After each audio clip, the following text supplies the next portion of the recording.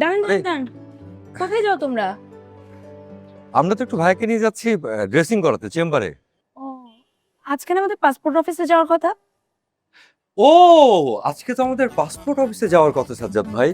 আপনি কাজ করেন না, আপনি মায়াপুর সঙ্গে উঠে চলে যান।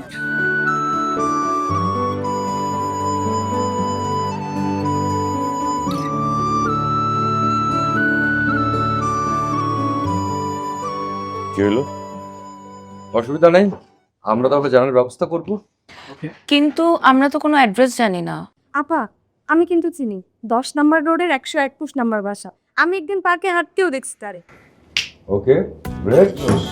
তাহলে আমরা চলো মায়াপার কাছে যাই এবং তার অভিমানের কারণটা বের করি।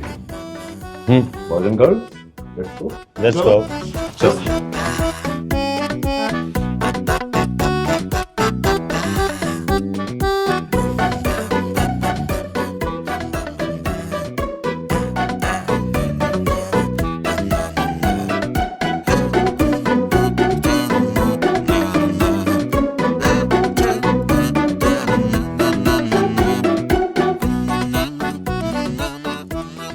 আপু তাও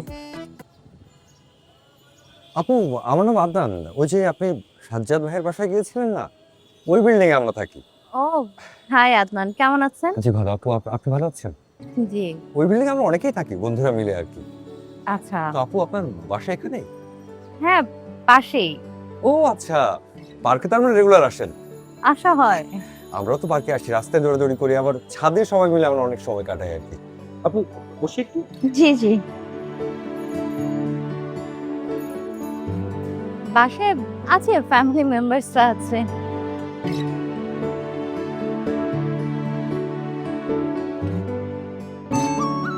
তোমাদের এখানে থাকতে তো কোনো অসুবিধা হয় না, তাই না? না, ভালো সিকিউরিটি আছে ভাজি। কোনো রিকশা নাই। সাবজেক্ট খুব কেয়ারিং। দাঁড়ান আরে, দাঁড়ান দাঁড়ান। কোথায় যাও তোমরা? আমরা তো একটু ভাইকে নিয়ে যাচ্ছি ড্রেসিং করাতে চেম্বারে। ও, আজকে না আমাদের পাসপোর্ট অফিসে যাওয়ার কথা। ও, আজকে তো আমাদের পাসপোর্ট অফিসে যাওয়ার কথা সাজ্জাদ ভাই। আপনি কাজ করেন না, আপনি মায়াপুর সঙ্গে উঠে চলে যান। আরে হ্যাঁ হ্যাঁ। আদনান, আমারও ভালো লাগছে না আজকে ড্রেসিংটা না করি। হ্যাঁ,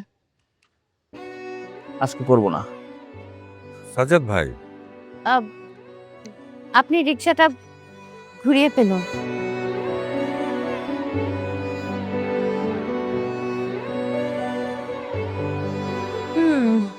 আসলেই সাজ্জাদ ভাইয়ের অনেক জেদ। এত জেদ কিন্তু আবার ভালো না। এভাবে কাজ হবে না, অন্য মেডিসিন দিতে হবে। তখন দেখবো যে বরফ এখন গল গল করে বলে চলে আসে। কি মেডিসিন দিবা? ভাবতে হবে আগে, চলো সাজ্জাদ ভাইয়ের সঙ্গে যাই, একা একা হাঁটছে।